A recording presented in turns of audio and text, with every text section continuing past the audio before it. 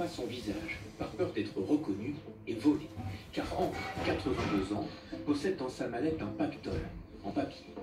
Au dos de ce document un peu jauni, 17 bons au trésor du royaume de Roumanie. Émis en 1929, leur valeur de l'époque est inscrite ici, en français. 500 francs or.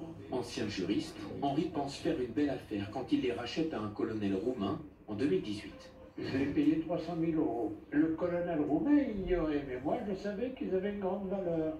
C'est des bons qui ont été émis avec 5% d'intérêt. Après des dizaines d'années d'intérêts non payés, Henri a fait le calcul. Il demande donc à la Roumanie de lui régler pas moins de 115 millions d'euros. J'ai essayé de négocier avec la Roumanie, ils m'ont jamais répondu.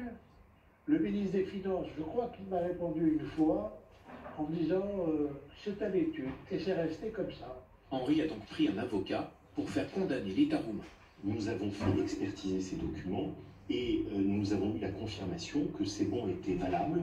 Si on avait voulu lui dire, monsieur, vos titres sont périmés ou vos titres ne valent pas 1 euro, on lui aurait écrit.